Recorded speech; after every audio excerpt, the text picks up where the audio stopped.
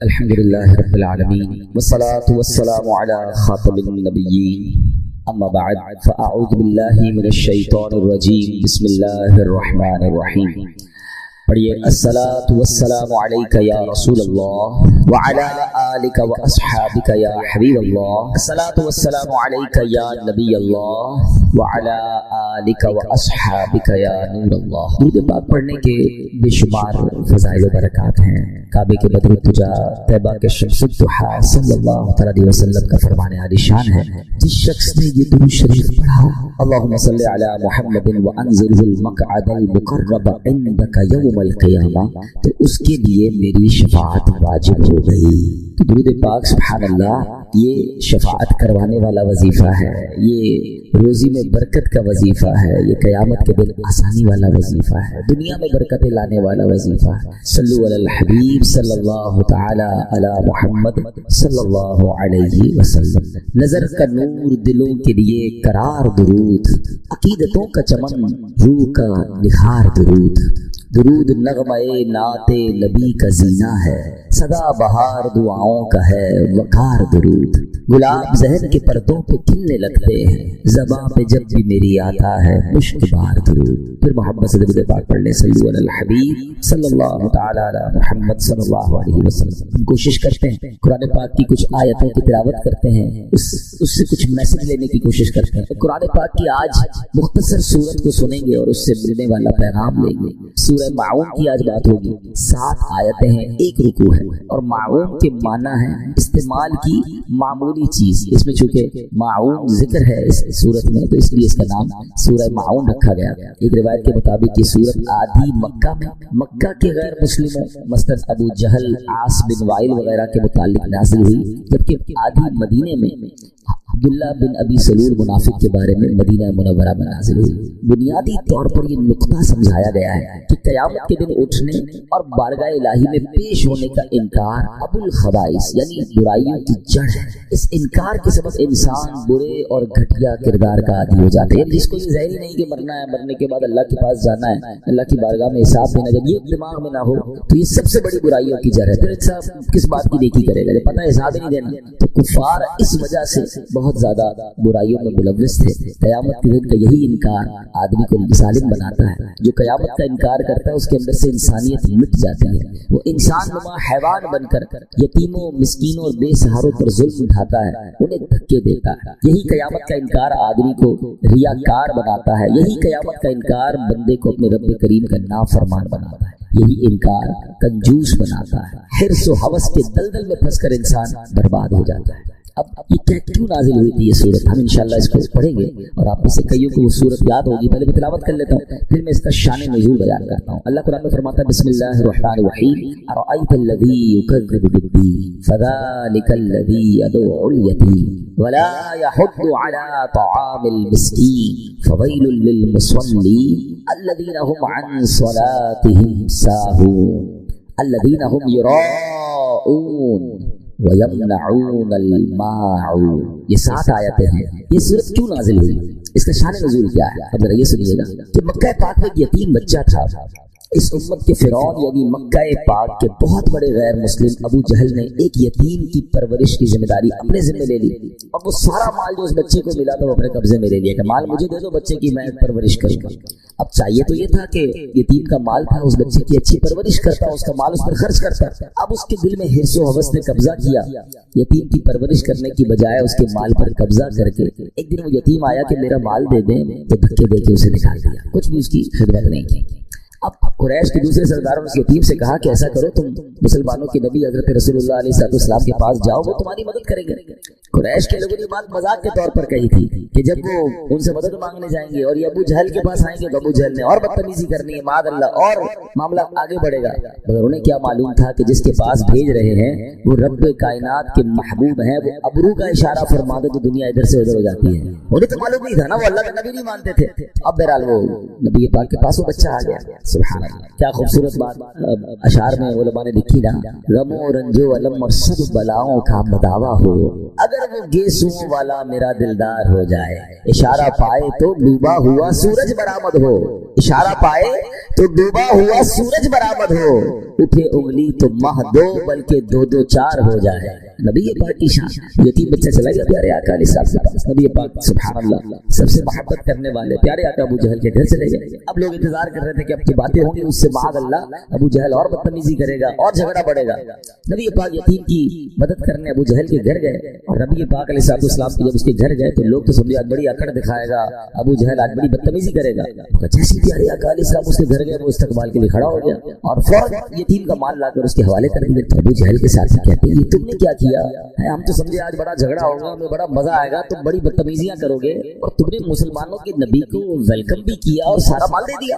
ابو جہل کہتا ہے خدا کی قسم میں نے محمد علیہ السلام کے دائیں اور بائیں ایک نیزہ دیکھا، مجھے ڈر لگ رہا تھا اگر ان کی بات نہ مانی تو وہ نیزہ مجھے پھاڑ ڈالے گا۔ یہ نبی پاک کا معجزہ تھا، اس کے دل پہ روب طاری ہو گیا۔ حالانکہ ابو جہل نبی پاک علیہ السلام کا سب سے بڑا دشمن ابو جہل، یاد رکھیے جس طرح حضرت موسیٰ کے زمانے میں فرعون تھا نا، اس امت کا فرعون ابو جہل کو کہا جاتا ہے۔ بڑا تنگ کیا اس شخص نے، اس بدبخت نے، لیکن اس واقعے میں وہ بے بس ہو گیا۔ سبحان اللہ۔ تو اب ابو جہل اور اس یتیم بچے کا جب یہ واقعہ ہوا نا تو سورہ ماعون کی پہلی چند آیات نازل ہوئی۔ اللہ فرماتا ہے بسم اللہ الرحمن الرحیم ارأیت الذی یکذب بالدین فذلک الذی یدعو الیتیم ولا یحض علی طعام المسکین۔ کیا معنی ہے اس کا؟ کیا تم نے اس شخص کو دیکھا جو دین کو جھٹلاتا ہے، پھر وہ ایسا ہے جو یتیم کو دھکے دیتا ہے اور مسکین کو کھانا دینے کی ترغیب نہیں دیتا۔ اب یاد رکھیے گا سورہ ماعون کے 4 مین ٹاپک ہیں، 4 مرکزی مضمون ہیں۔ بخل یعنی کنجوسی، نمبر 2 نمازوں میں سستی اور لاپرواہی، نمبر 3 ریاکاری دکھلاوا، اور نمبر 4 دوسروں کی خیر خواہی نہ کرنا۔ ابھی جو بخل ہے نا، کنجوسی، یہ بہت شدید ہے، اور یہ یاد رکھیے گا یہ غیر مسلموں کا انداز تھا، جو اس دین کا انکار کرتے تھے، مرنے کے بعد اٹھنے کا انکار کرتے تھے، ان کی عادت تھی۔ کیا فرمایا؟ یدعو الیتیم ولا یحض علی طعام المسکین، یتیم کو دھکے دیتا ہے اور مسکین کو کھانا دینے کی ترغیب نہیں دیتا۔ یعنی دین کو جھٹلانے والے شخص کا اخلاق کا حال یہ ہے کہ وہ یتیم کو دھکے دیتا ہے اور اپنے گھر والوں اور دیگر مالداروں کو اس بات کی ترغیب نہیں دیتا کہ مسکین کو کھانا کھلائے۔ کتنا گھٹیا درجہ ہے یہ کنجوسی کا، کوئی کتنا ہی کنجوس کیوں نہ ہو، روتے بلکتے یتیم اور بے سہارا بچے کو دیکھ کر تو بندے کو ترس آ جاتا ہے، زیادہ نہیں تو ایک آدھ وقت کا کھانا ہی اسے کھلا دیتا ہے۔ مگر انسان کے دل پر جب لالچ غالب ہو جائے، جب بدبختی غالب ہو جائے، تو پھر وہ یتیموں کا مال کھاتا ہے، اس کو روتے ہوئے یتیم بچے کا خیال بھی نہیں۔ اے میرے پیارے اسلامی بھائیوں، یہ تو ابو جہل کا کام تھا نا، مگر سچ بتائیے کہ آج ہمارے معاشرے میں یہ نہیں ہوتا؟ کیا یہ واقعات سننے کو نہیں ملتے کہ اپنے رشتے دار نارملی یتیم کا مال کون کھاتا ہے؟ پھر رشتے داری تو کھا جاتے ہیں، یا کوئی والد کا دوست ہوتا ہے کہ آپ فکر ہی نہ کریں، بچے کو میں نے سنبھالنا ہے، میں نے پالنا ہے، اس کا مال مجھے دے دو، ورثہ مجھے دے دو، میں ٹھیک کر دوں گا۔ بھائی کھا جاتے ہیں، رشتے دار کھا جاتے ہیں یتیم کا مال۔ آپ سوچیں اس سورت کو 100 بار پڑھا ہوگا، اور اللہ کفار کی عادتیں بیان فرما رہے ہیں قرآن میں کہ یہ اتنے گھٹیا لوگ ہیں کہ یتیم کا مال کھا جاتے ہیں، مسکین کو کھانا نہیں کھلاتے۔ مگر آج کلمہ پڑھنے والا ورثے کا مال کھا جاتا ہے، بہنوں کا ورثہ لوگ کھا رہے ہیں، یتیم کا مال کھا رہے ہیں، کدھر جواب دیں گے؟ اے میرے پیارے اسلامی بھائی، یہاں تک علماء فرماتے ہیں کہ اگر کسی والد کا انتقال ہو، اب دیکھیے کتنی احتیاط ہے، اور اس کا ورثہ ظاہر ہے اب تو پیسے بچوں کے ہو گئے، گھر والوں کے ہو گئے، اس میں کوئی ایک نابالغ بچہ ہے، یتیم ہمیشہ نابالغ ہوتا ہے، یہ بھی یاد رکھیے گا۔ آپ کو 40 سال کا بوڑھا کہے میں یتیم ہوں، میں میرے ماں باپ انتقال کر گئے، تو ہم تقریباً جتنے بڑی عمر کے لوگ ہیں سبھی یتیم ہیں، ہم میں سے کئیوں کے والدین چلے گئے۔ یتیم جب تک نابالغ ہوتا ہے وہ یتیم ہوتا ہے، یاد رکھیے۔ اب مثال کے طور پہ کسی کے والد کا انتقال ہوا اور اس کے بچوں میں سے کوئی ایک بچہ بھی نابالغ ہے، تو اب پیسے تو سب کے ہو گئے جو بھی انتقال ہوا اس کے، تو اب اس کے بچے ہوئے پیسوں میں سے اسی والد کے لیے یا والدہ کے لیے ایصال ثواب کا اجتماع نہیں کر سکتے، قرآن خوانی اور تیجا وغیرہ لنگر وغیرہ پہ جو خرچ ہوگا وہ نہیں کر سکتے، کیونکہ اس میں ایک یتیم کا مال بھی شامل ہو گیا ہے۔ تو احتیاط یہ ہے کہ پہلے سب کا مال الگ کر دیا جائے، اب جو بالغ ہے وہ کہے کہ میرے مال سے آپ جناب یہ نیکی کا کام کریں تو پھر کر سکتے ہیں۔ یعنی ایصال ثواب کے معاملے میں بھی احتیاط کرنی ہوگی کہ یتیم کا چونکہ نابالغ ہے وہ اجازت دے نہیں سکتا، تو آپ اس کے مال سے خرچ نہیں کر سکتے۔ بالکل ایک احتیاط علماء یہ بھی بیان کرتے ہیں کہ کیا آپ یتیم کو یا نابالغ کو تحفہ دے سکتے ہیں مگر اس سے تحفہ لے نہیں سکتے، کیونکہ اس کا مال اس کو خرچ کرنے کی اس طرح اجازت نہیں ہے، اس کی پوری تفصیل ہے، ٹھیک ہے نا؟ تو یہ احتیاط بہت ضروری ہے، لیکن آج کسی کو فکر ہی نہیں ہے۔ حالانکہ قرآن یتیم کے مال کی احتیاط کیسے بیان کرتا ہے؟ اللہ فرماتا ہے بے شک وہ لوگ جو ظلم کرتے ہوئے یتیموں کا مال کھاتے ہیں اور وہ اپنے پیٹ میں بالکل آگ بھرتے ہیں، اور ان قریب یہ لوگ بھڑکتی ہوئی آگ میں جائیں گے۔ یتیم کا مال یہ آگ بھرنا ہے، خدارا یتیموں کے ساتھ اچھا کریے۔ حدیث پاک میں آتا ہے کہ یتیم کا مال ظلمن کھانے والے قیامت میں اس طرح اٹھیں گے کہ ان کے منہ، کان اور ناک سے دھواں اٹھتا ہوگا، جس سے وہ پہچانے جائیں گے کہ یتیموں کا مال ناحق کھانے والے۔ خاندان میں چیک کیجیے، مجھے جو سن رہے ہیں، اگر کسی رشتہ دار کے کسی بچے کا، خاندان کے کسی بچے کا، اس یتیم کا آپ پر حق باقی ہے، خدا کے واسطے پورا اچھے طریقے سے ادا کر دیں، ادھر بھی مارے جائیں گے ادھر بھی مارے جائیں گے۔ اور سبحان اللہ، یتیم کی کفالت کتنی بڑی نیکی ہے۔ پیارے آقا علیہ الصلوۃ والسلام فرماتے ہیں بہترین گھر وہ ہے جس میں یتیم ہو اور اس کے ساتھ اچھا سلوک کیا جاتا ہے۔ فرمایا مسلمانوں میں بدترین گھر وہ ہے کہ جس میں یتیم کے ساتھ برا سلوک کیا جاتا ہے۔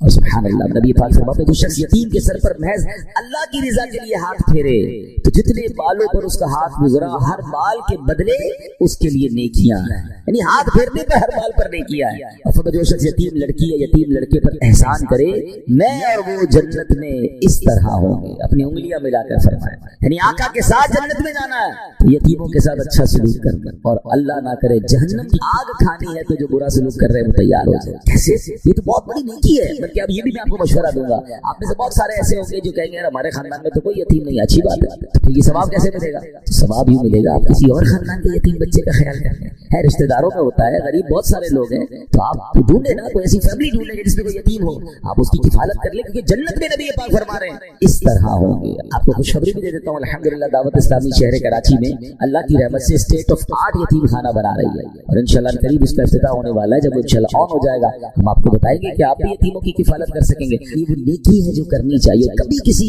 جو مسکین اور یتیم اس کے ساتھ برا سلوک نہ کرے۔ ابو جہل کا انداز، اور ہم خود قرآن میں پڑھ رہے ہیں، بار بار سورہ ماعون پڑھتے ہیں کہ لعنت کی گئی جن لوگوں پر، ہم ان کا ذکر پڑھ بھی رہے ہیں، اور معاذ اللہ اگر وہ عمل ہمارے درمیان ہے تو یہ کتنی بری بات ہے۔ اچھا، یہاں جو ہاتھ پھیرنے والی بات ہوئی اس کی بڑی پیاری تفسیر مفتی احمد یار خان نعیمی فرماتے کہ جو شخص اپنے عزیز یا اجنبی یتیم کے سر پر محبت و شفقت کا ہاتھ پھیرے اور یہ محبت صرف اللہ اور رسول کی رضا کے لیے ہو تو ہر بال کے بدلے اسے نیکی ملے گی۔ یہ ثواب تو خالی ہاتھ پھیرنے پر ہے، جو مال خرچ کرے، اس کی خدمت کرے، اس کی تعلیم کا انتظام کرے تو سوچے پھر اجر کتنا ہو۔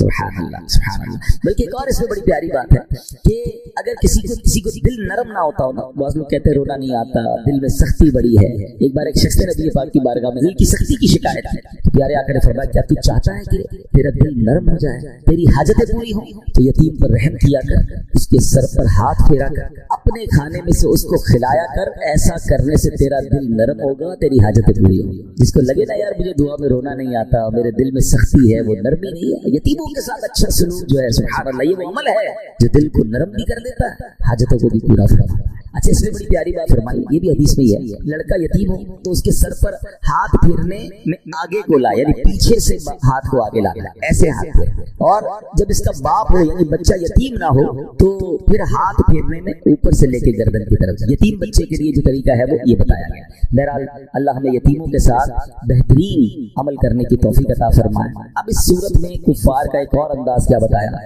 الذین هم عن صلاتهم ساہون، جو اپنی نماز سے غافل ہیں۔ تفسیر نصفی میں ہے، اس سے مراد منافقین ہے کہ جب وہ لوگ تنہا ہوتے ہیں تو نماز نہیں پڑھتے کیونکہ وہ اس کے فرض ہونے کا اعتقاد نہیں رکھتے، اور جب وہ لوگ سامنے ہوتے ہیں تو بڑے نمازی بنتے ہیں، اپنے آپ کو نمازی ظاہر کرتے ہیں، انہیں دکھانے کے لیے اٹھ بیٹھ کر لیتے ہیں، حقیقت میں یہ لوگ نماز سے غافل ہیں۔ اب قرآن میں یہ منافقین کا طریقہ بتایا گیا جو نماز سے غافل ہیں، الذین هم عن صلاتهم ساہون، جو اپنی نماز سے غافل ہیں۔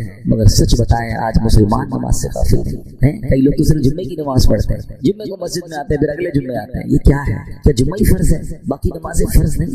نماز سب سے پہلا فرض ہے، اور یہ منافقوں کا طریقہ پڑھ رہے جو نماز سے غافل ہے۔ اچھا، کچھ لوگ تو 5 ٹائم نماز نہیں پڑھتے، اچھا کچھ کیا کرتے ہیں جب موڈ آیا پڑھ لی، آج 2 پڑھ لی، آج 3 پڑھ لی، کبھی کہتے ہیں یار باقی تو نمازیں پڑھ لیتا ہوں، فجر میں آنکھ نہیں کھلتی۔ یہ کتنی بڑی غفلت ہے کہ آپ کہہ رہے ہیں کہ ہماری فجر میں آنکھ نہیں کھلتی۔ انہی سے میرا ایک سوال ہے، کبھی صبح 7 بجے آپ آپ کی فلائٹ ہو تو آنکھ نہیں کھلتی. آپ کہتے ہیں نہیں پھر تو 4 بجے ایئرپورٹ پہنچ جاتا ہوں, 2 الارم بھی رکھتا ہوں, گھر والوں کو بھی کہتا ہوں. کبھی صبح صبح ٹرین ہو آپ کی وہ کبھی چھوٹتی ہے, کبھی آپ کی آفس کی کوئی اہم میٹنگ ہو مارننگ میں وہ چھوٹتی ہے.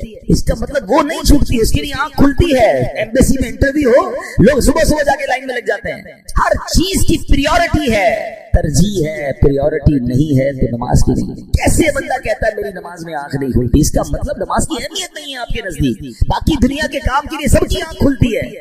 رات کو کبھی جائے, رات کو 3-4 بجے ایئرپورٹ پہ رش لگا ہوا ہے, کیا سب کی آنکھ کیسے کھل گئی؟ مسجد میں کیوں رش نہیں لگا ہوا؟ کیونکہ وہ فلائٹ ہے یار, مس ہو جائے گی تو نقصان ہو جائے گا, خرچہ ہو جائے گا, فلاں پرابلم ہو جائے گا. اٹ مینز آپ کے نزدیک وہ فلائٹ, وہ ٹکٹ ضائع ہونا وہ زیادہ اہمیت ہے.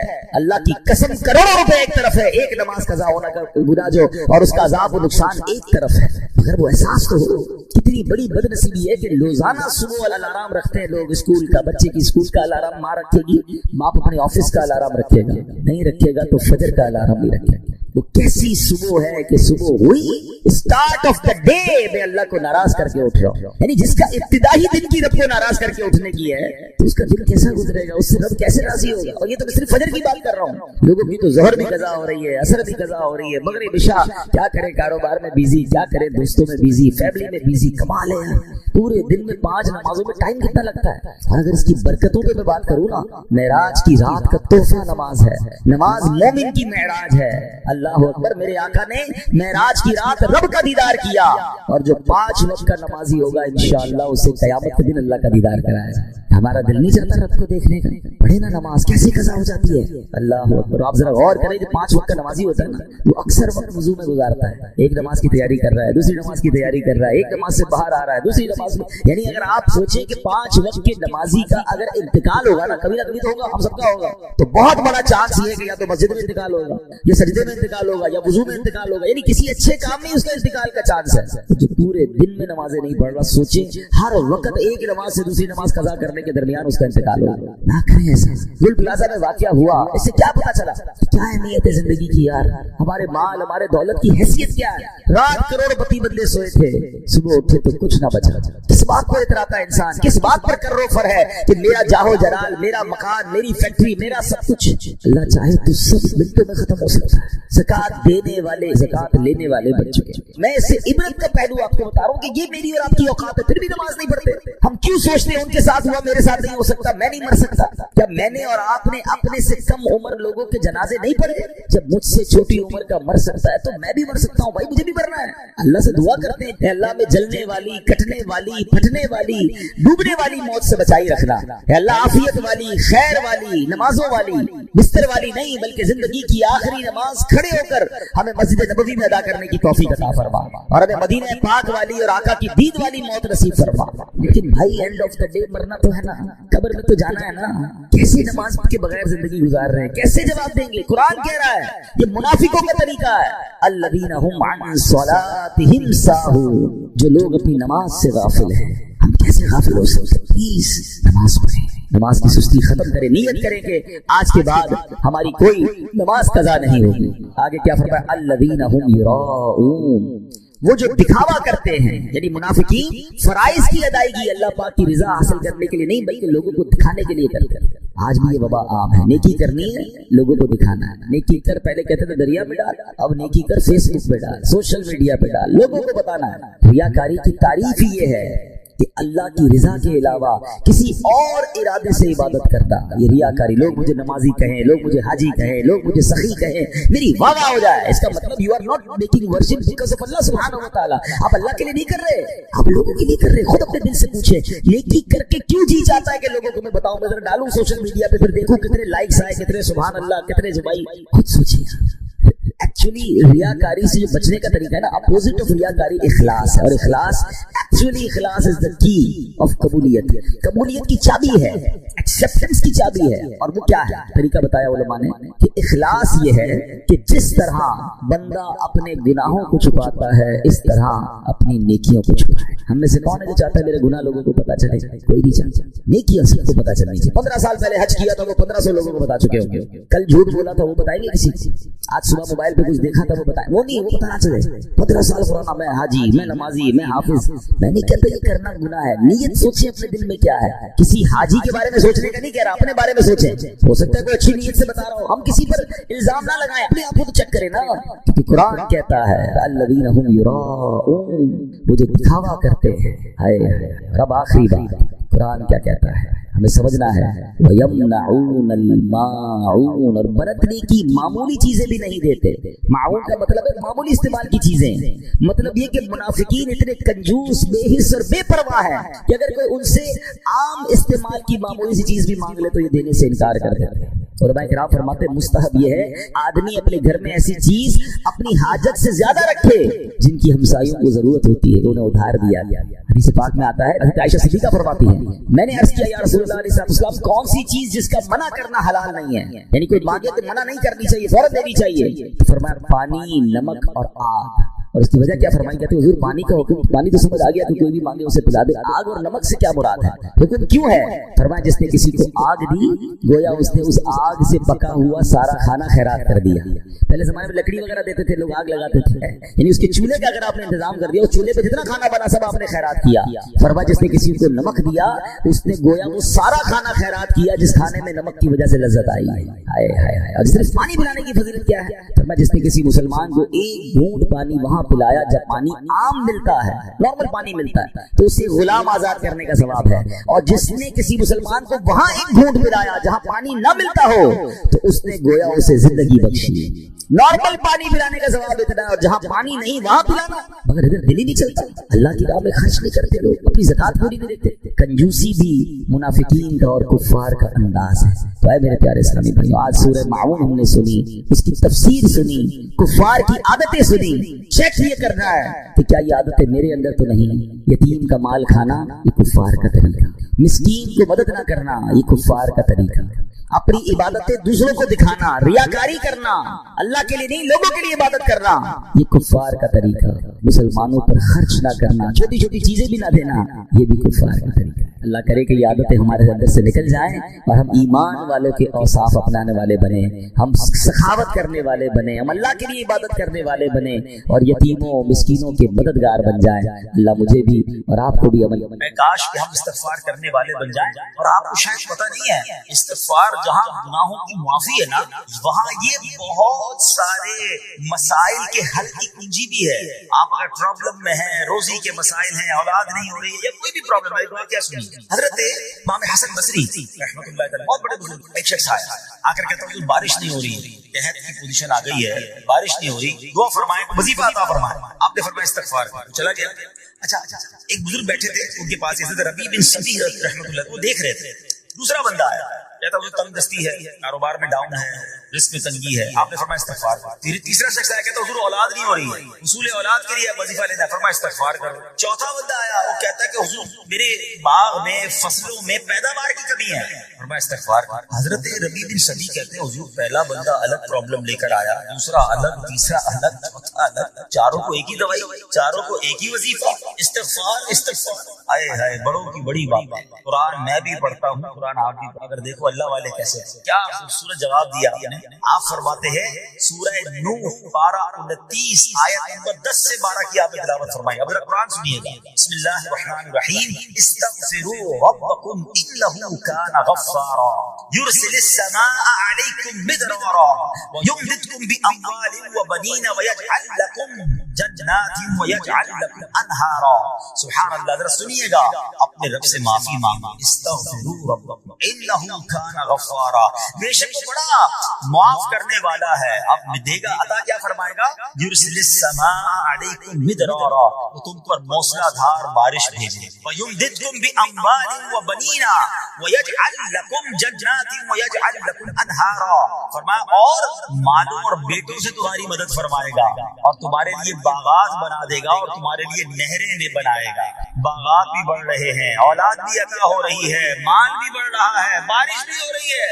اسی سے استغفار سے. استغفار یہ آپ کے بہت سارے پرابلمز کا حل ہے، مسائل کا حل ہے.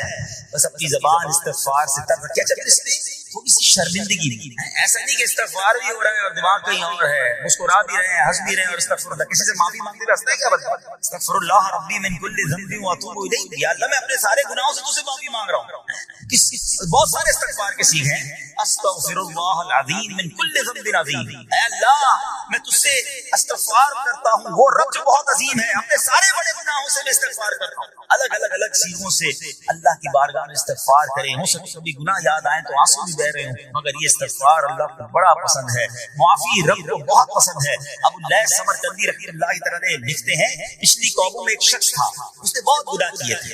एक बार उसने अपनी पिछली जिंदगी के बारे में सोचा, गुनाहों के बारे में गौर व फिक्र किया, तो उसे शर्मिंदगी हुई। उसने नादिम व शर्मिंदा होकर 3 मरतबा कहा, अल्लाहुम्मा गुफरानका, अल्लाहुम्मा गुफरानका, अल्लाहुम्मा गुफरानका, ऐ अल्लाह तेरी बख्शिश, ऐ अल्लाह तेरी बख्शिश, ऐ अल्लाह पाक तेरी बख्शिश। उसी लम्हे उसको मौत आ गई और अल्लाह पाक ने उसकी बख्शिश फरमाई। आइए हम भी पढ़ लेते, अल्लाहुम्मा गुफरानका, अल्लाहुम्मा गुफरानका, अल्लाहुम्मा गुफरानका। इस्तिग़फ़ार करना, तौबा करना, गुनाह याद करके शर्मिंदा होना, ये अल्लाह को कितना पसंद है। एक सुभान अल्लाह, इसके बारे में चंद बरकतें आपको बयान करता हूँ। बड़ी अजीम बरकत ये है, इसकी बदौलत बंदे का तंगी और गम दूर हो जाता है। हदीस पाक में है, जो हमेशा इस्तिग़फ़ार करता रहे, अल्लाह पाक उसके लिए हर तंगी से निकलने का रास्ता बनाता है, हर फिक्र और गम से उसे खलासी अता फरमाता है। उसकी एक बरकत ये भी है कि ऐसे बंदे को अल्लाह पाक गैब से रिज़्क़ अता फरमाता है। हदीस पाक में है, इस्तिग़फ़ार करने वाले को अल्लाह वहां से रिज़्क़ अता फरमाता है जहां उसका गुमान भी नहीं होता। इतनी महंगाई है, इतनी मुश्किलें हैं, इतनी तंगी है, लोग कर्जे में हैं, कभी इधर जाते हो कभी उधर जाते हो। अरे भाई, सबके पास जाते हो, रब के पास क्यों नहीं जाते? इस्तिग़फ़ार करना शुरू कर दो, फरमाया उधर से रोजी देगा जहाँ तुम्हारा गुमान भी नहीं जाएगा। इसकी बरकत से अल्लाह पाक दिलों के ज़ब्त को दूर फरमाता है। आइए प्यारे इस्लामी भाइयों, अल्लाह को माफी मांगना, दिल से पुकारना कितना पसंद है। मैं आपको बहुत ही खूबसूरत वाकया बताता हूँ, और ये वाकया है हजरत मूसा अलैहिस्सलाम। अल्लाह पाक ने हजरत मूसा अलैहिस्सलाम ने एक बार अपनी मुनाजात में अर्ज़ किया, या अल्लाह या रब। अल्लाह पाक की तरफ से जवाब आया, लब्बैक या मूसा। आपने अर्ज़ किया, अल्लाह तू मेरा मालिक है, तू खालिक है, मैं तो तेरा बंदा हूँ। इरशाद हुआ, मुझे ये पसंद है कि जब मुझे कोई मेरा बंदा या रब पुकारे तो मैं उसे लब्बैक कहकर जाऊं। अल्लाह फरमा रहा है, मूसा ने इसकी या रब, क्या ये हर मुती बंदे के लिए है? क्या हर नेक आदमी के लिए ऐसा है कि जब तुझे वो पुकारे तो तू लब्बैक फरमाता? सुनो, अल्लाह फरमाता है, हाँ, बल्कि हर गुनाहगार बंदे के लिए भी है। मूसा ने इसकी, या अल्लाह फरमा बरदार तो तेरी इताअत करता है। बात तो समझ आ रही है, गुनाहगार को ये करम किस वजह से? सुनो मेरे रब कैसा करीम है। फरमाता है, मूसा अगर मैं भलाई करने वाले उसकी भलाई का बदला दूं और बुराई करने वाले पर उसकी बुराई की वजह से एहसान न करूं तो मेरा जूदो करम कहाँ जाएगा? अल्लाह फरमाता है, मेरा फिर करम, मेरी रहमत किस लिए है? बुराई करने वाला भी, गुनाह करने वाला भी मुझे पुकारता है, मैं उसे भी लब्बैक कहकर जवाब। हजरत मूसा अलैहिस्सलाम को एक बार वही नाज़िल हुई कि मूसा फला इलाके में जाओ, हमारा एक नेक बंदा उसका इंतकाल हो गया है, जाकर उसको गुस्ल दो, उसको कफन दो, उसका जनाजा पढ़ो। पहुंच गए और जब वहां जाकर आपने लोगों से कहा कि मुझे फला बंदे के पास ले जाओ जिसका इंतकाल हुआ है, मुझे गुस्ल देना है, कफन पढ़ना है, जनाजा पढ़ना है। उन्होंने कहा, हजरत ये तो जमाने का गुनाहगार, बड़ा बेहुदा, बड़ा बदकार शख्स था, आपको रब का हुक्म था, आपने गुस्ल भी दिया, कफन भी पहनाया, जनाजा भी पढ़ा, फिर रब की बारगाह में अर्ज़ की, मौला बंदे तो ये कह रहे हैं, ये तो बहुत बुरा आदमी था, मुझे भेजा और फरमाया तेरा प्यारा बंदा, मैंने जनाजा भी पढ़ दिया, गुस्ल और कफन भी दिया। फिर आप सोचें कि किसी का जनाजा हजरत मूसा पढ़ दे तो उसकी तो बख्शिश का तो मसला ही कोई नहीं ना, वो तो अल्लाह के नबी जिसका जनाजा पढ़े, गुस्ल दे, तो या अल्लाह तूने ऐसा इंतजाम फरमा दिया। रब करीम की तरफ से पता क्या जवाब आता है? अल्लाह फरमाता है, ऐ मूसा, बंदे सच कहते हैं, ये बंदा वाकई बड़ा गुनाहगार है। जो इलाके वाले, शहर के लोग कह रहे हैं ठीक कह रहे हैं, ये बंदा था ही ऐसा। अल्लाह जब इतना गुनाहगार, इतनी बड़ी मेहरबानी किस वजह से? इरशाद हुआ, ऐ मूसा, इस बंदे ने मरने से पहले मुझसे 5 कलिमात के जरिए बात की, मुनाजात की, मुझे पुकारा, 5 सेंटेंस थे, 5 कलिमे थे, और ऐ मूसा इसकी वजह से मैंने उसकी मगफिरत फरमा दी। तो मूसा कहते हैं, या अल्लाह वो 5 कलमे तो बता दे, 5 कैसे जुमले थे कि علاقے میں سب سے مشہور بدکار اور اس کا انتقال ہو تو رب مغفرت بھی فرمائے اور اپنے نبی کو فرمائے جا کے جنازہ پڑھو. تو آپ نے کہا یا اللہ وہ 5 کلمات بتا دے. آپ ذرا یہ 5 کلمات سنیے گا. ایکچولی بات سمجھنی ہے نا, استغفار ہے کیا, معافی مانگنا ہے کیا, توبہ کیا ہے. اللہ فرماتا ہے کہ ہم نے سنا کہ جو بندہ اللہ سے استغفار کرتا ہے اللہ اسے دیکھ کر مسکراتا ہے. اس کی وجہ یہ کہ بندہ رب کی بارگاہ میں اپنے آپ کو سرنڈر کرتا ہے, اپنے گناہ یاد کرتا ہے, اپنی کم مائگی کا اظہار کرتا ہے. وہ کہتا ہے الندم التوبہ, شرمندگی توبہ. شرمندہ ہو جائے نا انسان. دنیا میں پتہ کیا معاملہ ہے, ہم کسی عدالت میں جا کر کہتے ہیں ہم نے جرم کیا, اقبال جرم کیا ہوتا ہے, جج کہتا ہے پھر اس کو گرفتار کرو, سزا سناؤ. بندہ خود ہی مان رہا ہے, گواہوں کی ضرورت کیا ہے. دنیا کی عدالت میں اقبال جرم پر سزا ملتی ہے. میرے رب کی رحمت کی عدالت دیکھو, بندہ وہاں جا کر اقبال جرم شرمندہ ہو جائے, معافی مانگ لے, اللہ اس کے سارے گناہ معاف فرما دے. یہ فرق ہے دنیا والوں میں اور رب کی عدالت میں. سبحان اللہ. وہ حضرت موسیٰ کہتے ہیں یا اللہ وہ 5 کلمے بتا. اور بتائے گئے تو وہ 5 کلمے سنیے گا. بندہ کہتا ہے مرنے سے پہلے اے رب تو جانتا ہے میں نیکوں سے محبت کرتا ہوں اگرچہ خود نیک نہیں. یا رب تو جانتا ہے میں فاسقوں سے بغض رکھتا ہوں اگرچہ میں خود فاسق ہوں. اللہ نیکوں سے پیار کرتا ہوں, مجھے پتا ہے میں خود نیک نہیں ہوں. میں گناہ گاروں سے نفرت کرتا ہوں حالانکہ میں خود بھی گناہ گار ہوں. کہیں بھی اپنی بڑائی نہیں ہے, میں گناہ گار, میں بدکار, مگر اللہ میں پیار کرتا ہوں نیک لوگوں سے. تیسرا جملہ کیا تھا, یا رب اگر مجھے معلوم ہو جائے کہ میرے جنت میں داخل ہونے سے تیری ملکیت میں کوئی کمی آ جائے گی تو اللہ میں تجھ سے پھر جنت کا سوال کرنا چھوڑ. مجھے یہ پتا ہے یا اللہ تو نے مجھے جنت میں داخل کیا نا, تیری جنت میں کوئی کمی نہیں آئے گی, بہت بڑی ہے. اب مجھے داخل بھی کرنے سے تیرا کچھ نہیں جائے گا. اگر کچھ جاتا ہوتا تو یا اللہ میں جنت تیرے سے مانگنا چھوڑ دیتا. چوتھا جملہ کیا ہے, اے رب اگر مجھے معلوم ہو جائے کہ مجھے جہنم میں داخل کرنے سے تیری ملکیت میں اضافہ ہو جائے گا تو میں پھر جہنم سے پناہ نہیں مانگا. یعنی اگر تو تیرے ملک میں تیری شان میں اضافہ ہو رہا ہے مجھے جہنم میں ڈالنے سے, پھر تو میں نہیں کہوں گا تجھے کہ جہنم سے نکال. مگر مجھے پتا ہے تو پہلے ہی مالک ہے, تو پہلے ہی خالق ہے, سب کچھ تیرا ہے. مجھے جہنم میں ڈالنے سے تیری کوئی ملکیت میں اضافہ نہیں ہونا. اور آخری بات کیا کہتا ہے, یا رب اگر تو مجھ پر رحم نہ کرے گا تو کون ہے. اللہ فرماتا ہے اے موسیٰ میں نے اس پر رحم کیا, یہ میرے کرم کے لائق تھا, میرے کرم کے لائق نہیں تھا کہ میں اسے ناکام لوٹا دیتا. جب اس نے کلمات کہے تو میں نے اسے درگزر فرمایا, اس کی مغفرت فرما دی اور میں ہی بخشنے والا مہربان. تو اے میرے پیارے اسلامی بھائی, آج وہ کام سیکھ کے جانا ہے, سمجھ کے جانا ہے. اس کو جو بندہ کرتا ہے تو رب کی رحمت گویا مسکراتا. تو یہ ہے کہ اللہ سے معافی مانگیں, استغفار کرتے رہیں, اللہ کو راضی کرنے کی کوشش کرتے رہیں, اپنے گناہوں پر ندامت رکھیں. تو معافی مانگتا ہے نا اللہ اسے بہت پسند فرماتا ہے. حدیث پاک میں آتا ہے التائب من الذنب کمن لا ذنب له, گناہوں سے توبہ کرنے والا ایسا ہے جیسا اس نے گناہ کیا ہی نہیں ہے. اچھا اب ایک اور بہت پیارا عمل جس کو دیکھ کر اللہ مسکراتا ہے, وہی میں نے تفسیر بتائی کہ اللہ کی رحمت راضی ہو جاتی ہے اور اللہ کی رحمت برستی ہے, رب راضی ہو جاتا ہے. نبی پاک علیہ السلام نے فرمایا 3 بندے ہیں اللہ پاک انہیں دیکھ کر مسکراتا اور کیا ہوتا ہے, فرمایا اور بہت خوش ہوتا ہے. اب وہ 3 بندے کون سے ہیں, چیک کرنے ہم ان میں ہیں کہ نہیں. فرمایا نمبر 1 وہ بندہ جو رات کو اٹھے, بستر چھوڑے, اچھی طرح وضو کرے, پھر نماز پڑھنے کھڑا ہو جائے, اسے دیکھ کر اللہ پاک فرشتوں سے فرماتا ہے اے فرشتوں بتاؤ میرے بندے کو نیکی پر کس نے اکسایا ہے. فرشتے عرض کرتے ہیں مولا تو بہتر جانتا ہے. اللہ پاک فرماتا ہے ہاں میں جانتا ہوں مگر تم مجھے بتاؤ. فرشتے عرض کرتے ہیں اے مالک کریم تو نے اسے ایک چیز یعنی جہنم کا خوف دیا ہے, یہ اس سے ڈرتا ہے. اے اللہ تو نے اسے ان کو ایک چیز جنت کی امید دلائی ہے, یہ اس کی امید رکھتا ہے. اللہ یہی خوف اور امید ہے جس نے اسے رات کی نیند قربان کر کے تیرے حضور کھڑے ہونے پر ابھارا ہے. اب اللہ پاک فرماتا ہے اے فرشتوں گواہ ہو جاؤ, جس چیز سے ڈرتا ہے یعنی جہنم سے ڈرتا ہے, میں نے اپنے اس بندے کو اس سے امن بخشا, اور جس کی امید رکھتا ہے یعنی جنت کی, میں نے جنت اس پر واجب کر دی.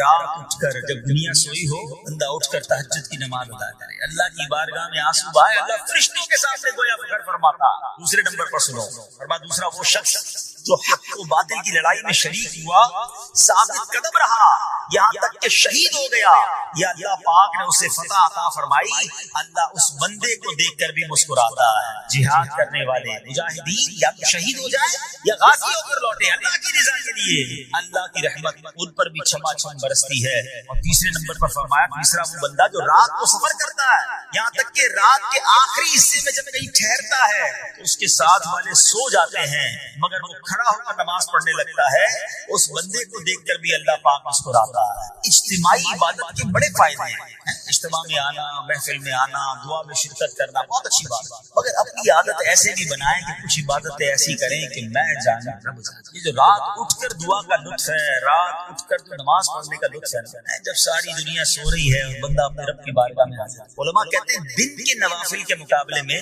رات کے نوافل افضل ہیں، کیونکہ رات سکون ہوتا ہے، رات رقت قلبی ملتی ہے، سبحان اللہ، رحمت الہی چھما چھم برستی ہے۔ ہمیں کیا کرنا ہے کہ رات تہجد کی نماز کی عادت ڈالیں۔ رمضان میں بن گئی تھی، سحری کے لیے اٹھتے تھے لوگ، تہجد پڑھتے تھے، اللہ کرے کہ یہ عادت بن جائے۔ کبھی کبھی اگر ہر روز نہیں ہو سکتا تو کم از کم کبھی کبھی کریں۔ اچھا اگر ایسی کوئی بات ہو بھی جائے نا تو سب کو بتائیں نا کہ رات اٹھا تھا تو جناب دعائیں بھی کی تو آنسو بھی بہائے ہیں، کبھی ایسا کیا کرو کہ میں جانوں اور رب جانے، اللہ سے باتیں کیا۔ میں تو صحیح بتاؤں، آپ مجھے ایک بات بتائیں، یہ تو آپ نے سن بھی لیا کہ اللہ کی رحمت کس قدر برستی ہے اس پر۔ زندگی میں بھی جب کبھی ہم پریشان ہوں اور رات نیند نہ آئے، کبھی کبھی ایسا ہوتا ہے پریشانی میں نیند نہیں آتی، کروٹیں بدل رہا ہوتا ہے انسان، اور اس کروٹ بدلتے بدلتے میں آپ کی جب والدہ حیات ہوگی یا ماشاءاللہ جن کے پاس ماں موجود ہے، ماں جیسی ہستی کہاں ملتا ہے۔ ایک بار اور سن لو، دنیا کی بہت ساری چیزیں میرے اور آپ کے پاس ہیں جو ریپلیسیبل ہیں، جو بدلی جا سکتی ہیں۔ موبائل فون لیتے ہیں بڑی خوشی سے لیتے ہیں، مگر نیا ماڈل آتا ہے تو بدل دیتے ہیں۔ سواری لیتے ہیں بڑی خوشی ہوتی ہے، مگر جب نئی سواری آتی ہے تو ریپلیس بدل دیتے ہیں، ماڈل نیا آ گیا بھائی اب وہ پرانی لگتی ہے۔ مگر یاد رکھو ماں باپ چلے جائیں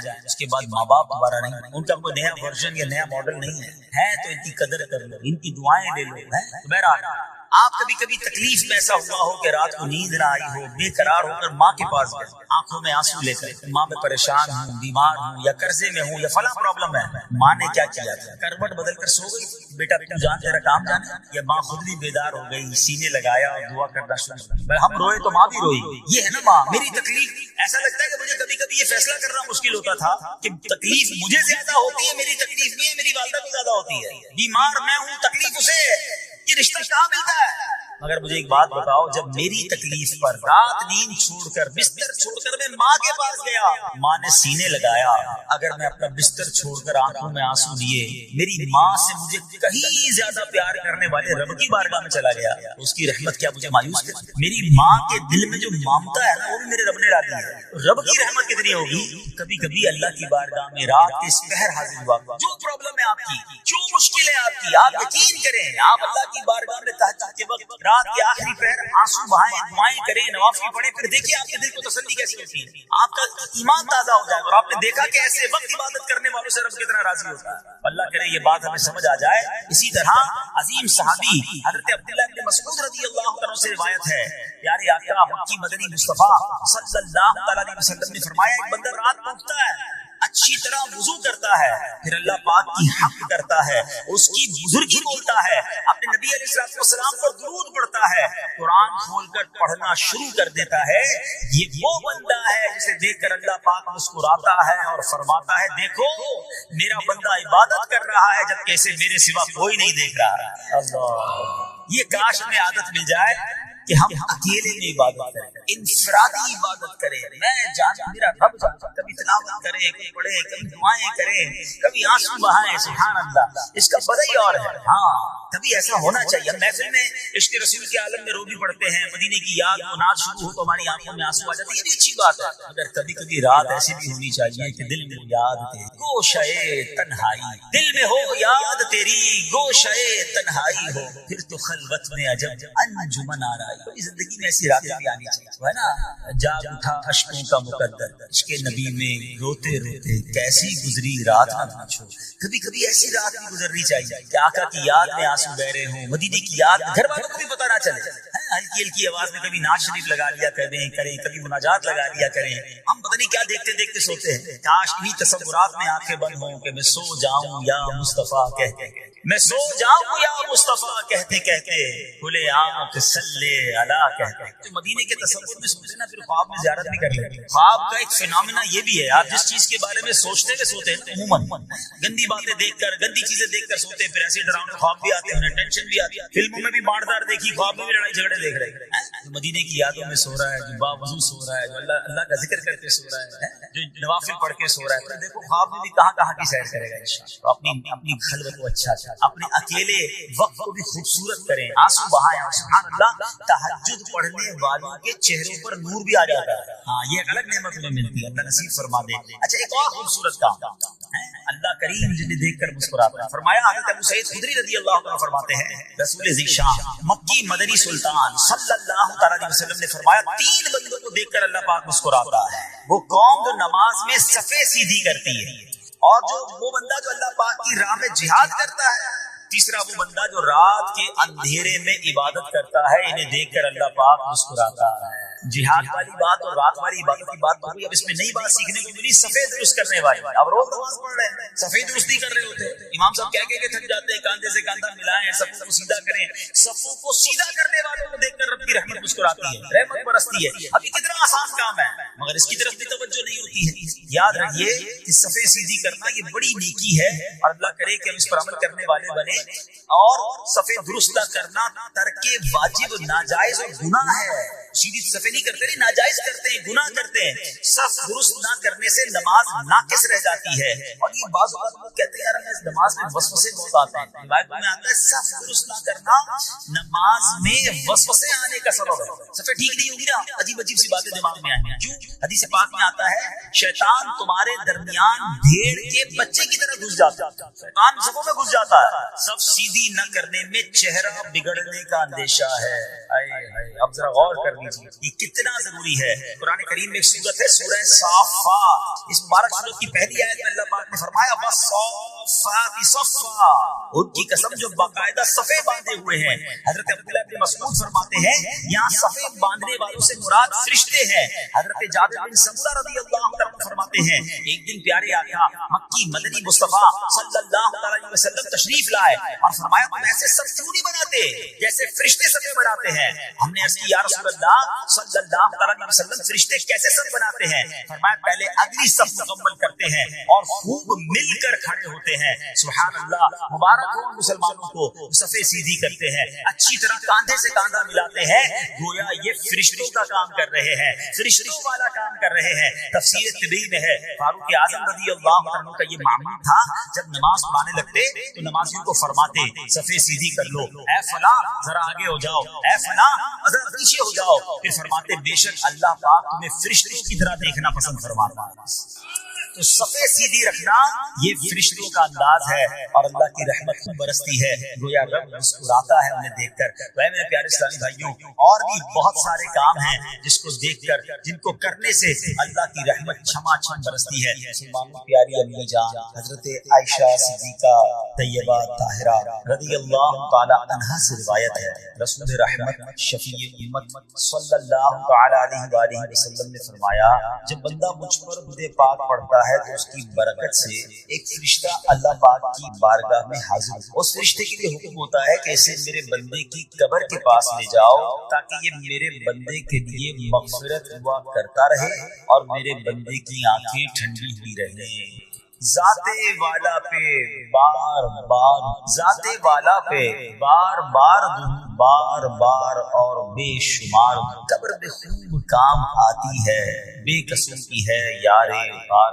صلو علی الحبیب صلی اللہ تعالی علی محمد صلی اللہ علیہ وسلم. میرے پیارے اسلامی بھائیوں کچھ دنوں پہلے ہی کی بات ہے ایک شور اٹھا کہ ماہ رمضان کا چاند نظر آ گیا اور جیسے ہی رمضان آیا مسجدوں کی رونقیں بڑھ گئیں، نمازیوں کی تعداد بڑھ گئی. ایک عجب سما تھا سحری کا، ایک روحانی منظر تھا افطار کا. نوجوان بوڑھے بچے اسلامی بہنیں سبھی عبادت میں مشغول ہو گئی. دیکھتے ہی دیکھتے عشرہ رحمت گیا عشرۂ مغفرت آیا، جدا ہوا۔ ہمیں لگا کہ ہم عشرۂ رحمت اور عشرۂ مغفرت میں ویسی عبادت نہیں کر سکے، اب آخری عشرے میں کوئی عبادت کر لیں گے، طاق راتیں بھی ہیں، مگر غفلت میں وہ آخری عشرہ بھی گزار دیا۔ رمضان ہمیں تڑپا کر، بہاریں لٹا کر، برکتیں عطا کر کے ہم سے جدا ہو چکا ہے۔ اب رمضان یقیناً اگلے سال بھی آئے گا، مگر یہ نہیں پتا کہ ہم اس رمضان میں بھی آئے، ہمیں یہ بھی نہیں معلوم ہماری مغفرت ہوئی کہ نہیں۔ ہم رب کریم سے دعا کرتے ہیں کہ اللہ، جن لوگوں نے تجھے راضی کیا ان کا واسطہ ہم سے راضی ہو جا، جن لوگوں کی مغفرت فرمائی ان کا واسطہ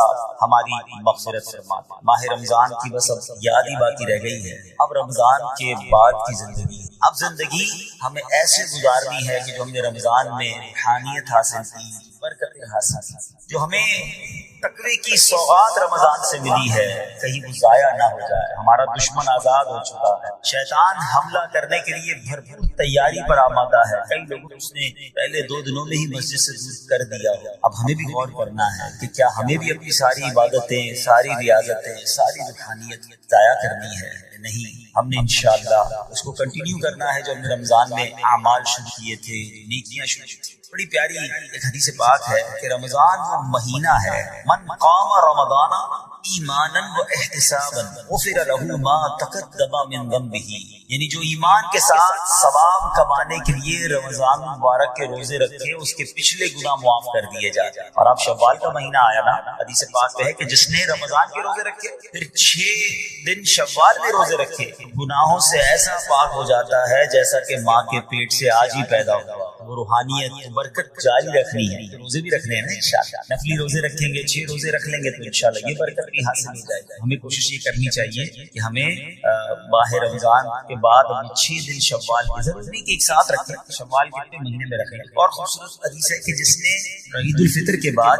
6 روزے شوال کے رکھے تو اس نے پورے سال کے روزے رکھے، جو ایک نیکی لائے گا اسے 10 ملیں گی۔ بڑا خوبصورت کیلکولیشن ہے یہ، جو ایک مہینے کے روزے رکھے گا ملٹیپلائی بائی 10، 10 مہینے ہو گئے اس کے بدلے، یعنی 10 مہینے کے روزے ہو گئے۔ اب 6 روزے رکھے تو 60 روزوں کا ثواب ملے گا، تو 2 مہینے وہ کور ہو گئے، یعنی پورے سال کے روزوں کا ثواب اگر کمانا ہے تو رمضان اور اس کے بعد 6 دن شوال کے روزے رکھنے ہیں، تو انشاءاللہ ہم پورے رکھیں گے انشاءاللہ۔ اب رمضان کے بعد ہم نے پہلے یہ کیلکولیٹ کرنا ہے کہ جیسے رمضان سے پہلے تھے اب ویسے ہیں یا بدل گئے۔ اگر کسی کی رمضان سے پہلے بھی نمازیں قضا ہو رہی ہیں، اب جیسے ہی رمضان گیا پھر قضا ہو رہی ہیں، رمضان سے پہلے بھی جھوٹ تھا، ماہ رمضان گزارا اب پھر جھوٹ ہے، رمضان سے پہلے بھی حرام روزی تھی، رمضان گزارنے کے بعد دوبارہ شوال سے وہی حرام روزی شروع ہو گئی ہے۔ پھر اس کا مطلب رحمت کی بارش میں وہ نہایا نہیں ہے، اس کی زندگی میں کوئی بدلاؤ آیا نہیں ہے۔ رمضان تو بدلنے آیا تھا، ایک نئی زندگی دینے آیا، لیکن دیکھنا یہ ہے کہ کیا ہمیں وہ نئی زندگی ملی یا ہم پھر اسی پرانی روٹین پر، وہی گناہوں بھری عادتیں، وہی بری عادتیں، وہی نگاہوں کے گناہ، وہی زبان کے گناہ، وہی کانوں کے گناہ۔ یہ غور کرنا ہے، اتنا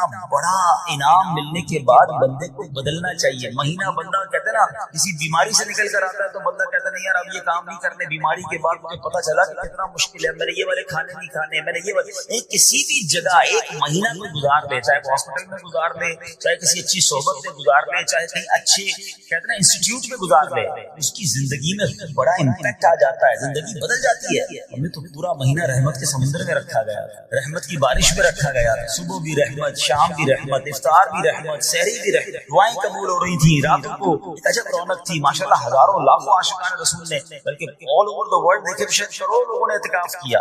اب اعتکاف کرنے کے بعد بھی نہ بدلا، مسجد میں آنے جانے کے بعد بھی نہ بدلا میں، اور پھر ویسے ہی ہو گیا، قصور کس کا ہے؟ قصور میرا ہوا۔ یاد رکھیے قصور بارش کا نہیں ہوتا، زمین کا ہوتا ہے۔ رحمت کی بارش تو برسی، جو زمین نرم تھی اس نے پھول اگا دی، جو زمین زرخیز تھی اس نے کھیت اگا دیے، اور جب پہلے ہی گندگی تھی تو بارش کی وجہ سے وہاں کیچڑ ہو جاتا۔ بندہ بعض اوقات کہتا ہے یار وہ روحانیت نہیں رہی، ہم اجتماع میں جاتا ہوں تو وہ لطف نہیں آتا، دعا میں وہ آنسو نہیں بہتے، پہلے بہت لطف تھا اب وہ کم ہو گیا ہے۔ کم کچھ بھی نہیں ہوا ہے، دل کی بستی خراب تو نہیں ہو گئی ہے، دل کی بستی خود تو نہیں اجاڑ گئی ہے۔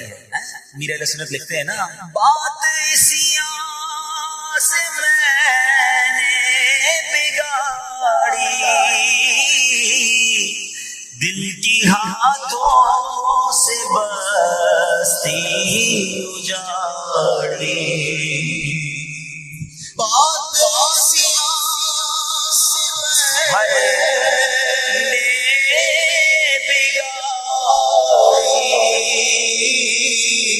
دل کی ہاتھوں سے مستی ہو جاڑی وہ رحمت کی عطا کی میرے مولا تو خیرات دے دل کی بستی اجڑنے دینی نہیں ہے. شیطان آیا ہے اجاڑنا، پلان پورا ہے اس کا، اس سے سب چھین لینا ہے. اس کی نمازیں، اس کے روزے، اس کی آنسو، اس کی دعائیں، اس کے سجدے، اس کے صدقے، اس کی خیرات، اس کے چہرے پر جو داڑھی سج گئی، سر پر جو امامے آ گئے، بہنوں نے جو پردے کی نیت کر لی، وہ آیا ہے بستی اجاڑنا، وہ آیا ہے ہم سے سب کچھ چھین. اب عقل مند وہ ہے جو شیطان کی باتوں میں نہ آئے، رحمان عز و جل کے رحمت کے سائے میں چھپ جائے، مسجدوں میں آتا رہے، نمازوں کی پابندی کرتا رہے، سنتوں پر عمل کرتا رہے. جی اگر چاہے بھی برائی کی طرف، ان بری محفلوں کی طرف نہ جائے، اپنے گناہوں پر معافی مانگیں گے انشاءاللہ. راتوں کو اٹھ کر جب لوگ سو رہے ہوں گے اللہ کی بارگاہ میں عبادت کریں گے. اسی طرح فرمایا کہ صفوں کو درست کریں گے اور انشاءاللہ رب کی بارگاہ سے خوب رحمتیں لوٹیں گے. اے میرے پیارے اسلامی بھائیوں، یہ سب کب ہو سکے گا کہ جب ہم اچھے ماحول میں رہیں گے. تہجد تو جب پڑھیں گے نا، جب پہلے فرض پڑھیں گے، جس کی فرضی قضا ہو رہی ہے اس کو تہجد کی باری کب آئے گی؟ استغفار تو جب کرے گا جب ایسے ماحول میں آئے گا کہ جہاں گناہوں کو یاد دلا کر معافی مانگنے کا ہمیں انداز اور اس کی فکر دی جائے. تو آج کے اس پرفتن دور میں دعوت اسلامی کا یہ پیارا ماحول آپ کے سامنے ہے. اس ماحول سے وابستہ رہیں. ہفتہ وار اجتماع میں، مدنی قافلوں میں، ہفتہ وار مدنی مذاکرے میں شرکت کرتے رہیں گے تو انشاءاللہ ان نیکیوں کا جذبہ بھی ملتا رہے گا اور انشاءاللہ ایسے کام کرنے میں اللہ کرے کامیاب. تصور ہی کتنا پیارا ہے، یقین کریں، میں شاید پتہ نہیں وہ فیلنگ آپ محسوس ہو رہی کہ نہیں، یہ تصور ہی کتنا پیارا ہے کہ کبھی میں کوئی ایسا عمل کر لوں کہ رب کی رحمت مجھے دیکھ کر مسکرائے، اللہ راضی ہو جائے، اللہ خوش ہو جائے. اور کیا چاہیے؟ میری تو زندگی کا حاصل ہو گیا نا. تو اب یہ 3-4 کام آپ نے سن لیے ہیں، اس کو عمل کرنا شروع کر دیں. اللہ کریم سے دعا کرتا ہوں کہ رب کریم اپنی رضا والے کام ہمیں بڑھ چڑھ کر کرنے کی توفیق عطا فرمائے. اللہ پاک ہم سب کو عمل کرنے کی توفیق عطا فرمائے. صلو علی الحبیب.